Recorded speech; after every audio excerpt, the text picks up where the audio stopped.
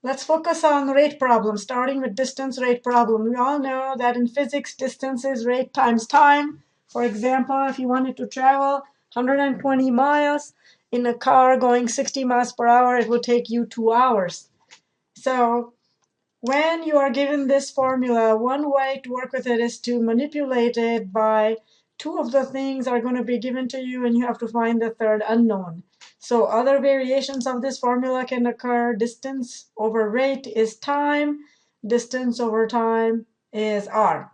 And when I say distance over r, what does that mean? That means distance divided by rate is time, and distance divided by time, t, is r. Let's see how we can use this now. So let's consider a trip of 231 miles that you have to go in a car, and you're going 55 miles per hour. Determine how many hours the trip will take. We'll do it two ways, visually and then algebraically. So if you go 1 hour, you're going to travel 55 miles. So in 2 hours, you'll go 110 miles. In 4 hours, you'll go double that, which would be 220 miles. Now, take a look at this 55 miles in 1 hour. Let's break that into fifths. A fifth of 60 minutes is 12 minutes, and a fifth of 55 miles is 11 miles. So in 12 minutes, you can go 11 miles, which means that it would take you 4 hours and 12 minutes to go 231 miles, because that's 220 plus 11 more miles. Algebraically, let t be how many hours the trip will take. So again, do your chart. You have your trip. You have distance, rate, and time. Distance is 231 miles. Rate is 55 miles per hour, and time is t. So let's set up our equation and then solve for t. And the time you end up with is 4.2 hours, or you can say 1 hour is 60 minutes, so 0.2 of an hour, 2/10 of 60 minutes is 12 minutes. So it's going to take you 4 hours and 12 minutes to reach your destination. All right, let's try another example. Let's say a brick is dropped from top of a 15-story building and is traveling 99 miles per hour just before it hits the ground. Determine the speed of the brick at this time in feet per second. Note that 1 mile is 5,280 feet.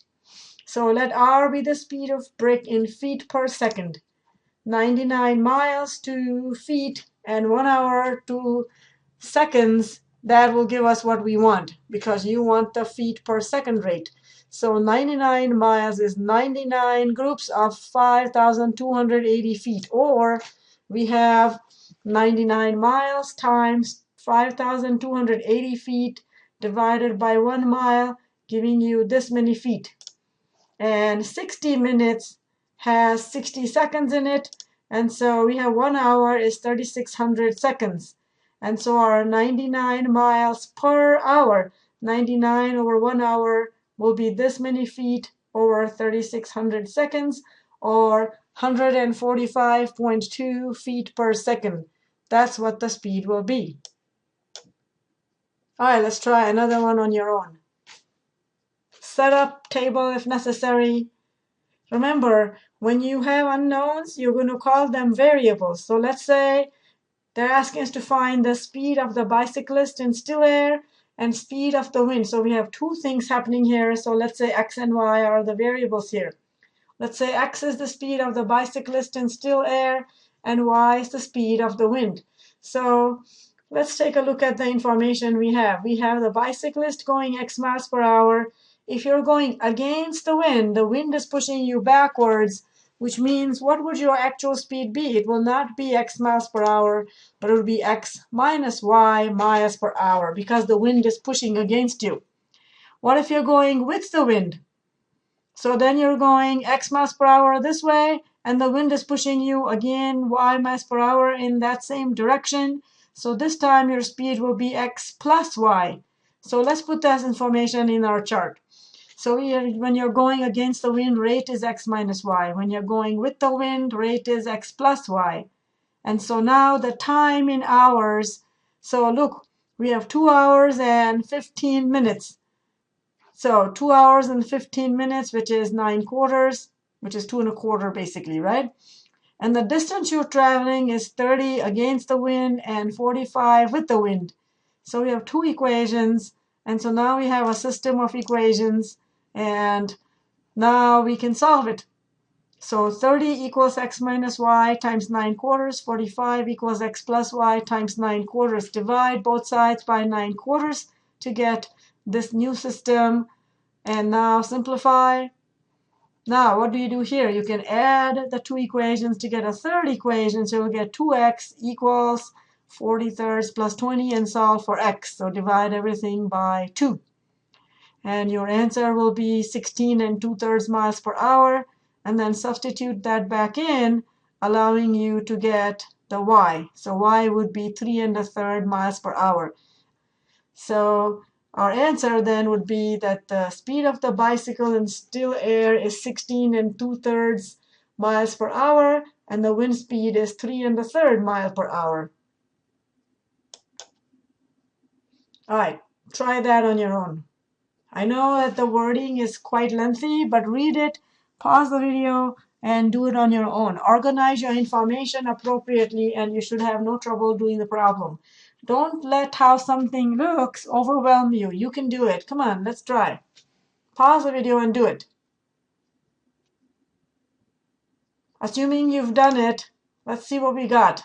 Note that 2 hours plus 25 minutes, so 25 over 60 hours, or 2 5/12 hours, which is 29 over 12 hours. And so let W be the speed of wind in miles per hour, and let P be the speed of plane without any wind, so in still air. So it's similar to the bicycle problem we just did. So with the wind, your speed is going to be P plus W, and against the wind is going to be P minus W. So we have set up our chart, we have the time, and we have the distance.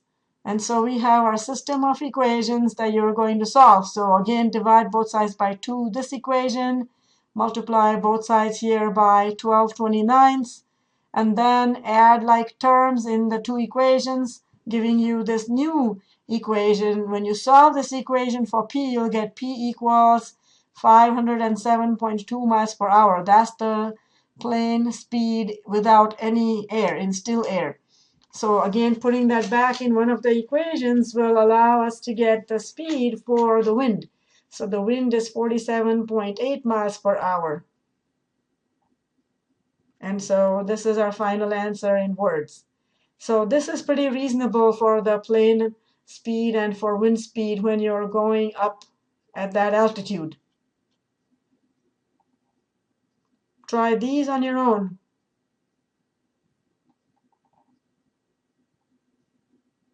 All right, let's try some rate problems now that are a little bit different and doesn't have distance involved in it.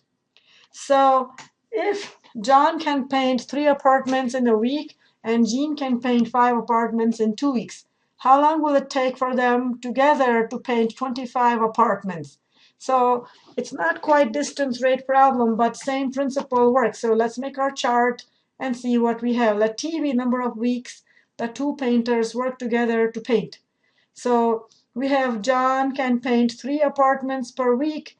Jean can paint 5 apartments for 2 weeks, which means 2.5 apartments per week. And so we have T weeks that they're both working. And so our number of apartment painted were 3T by John and 2.5T by Jean. So together it would be 5.5T.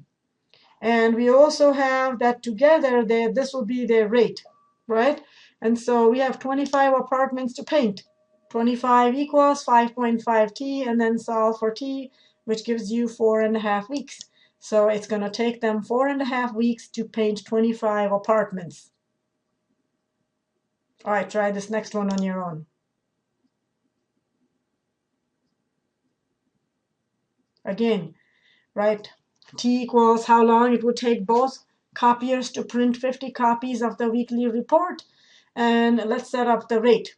We have all copier 15 minutes to print 50 copies. So 50 copies is our job to do, right? We're doing the same job. So our one job per every 15 minutes. The other machine takes 1/8 job per minute.